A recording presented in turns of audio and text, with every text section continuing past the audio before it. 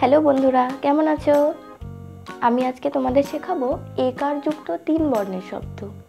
একার দিয়ে কি করে 3 বর্ণের শব্দ লিখতে হয়, পড়তে হয়। তোমাদেরও পড়তে হবে আমার সাথে সাথে।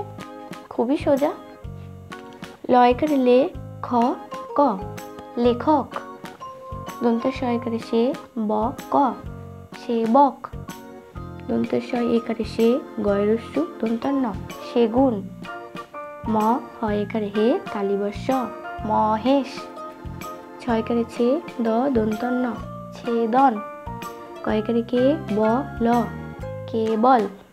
বয়কারে বে, ত দন্ত ন বেতন। ভ বয়কারে বে, তালিবস্য ভবেশ। স্বরেও দন্ত ন একার ক অনেক। র ময়কার তালিবস্য রমেশ। তো বন্ধুরা, আরো একবার পড়ছি, ভালো করে মন দিয়ে শুনতে হবে। লয়কারে লে, খ ক লেখক। দন্ত স একার সে, ব ক সেবক।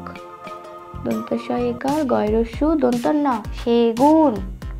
ম হয়কার তালিবস্য মহেশ। ছয়কারে ছে, দ দন্ত ন ছেদন। কয়কারে কে, ব ল কেবল।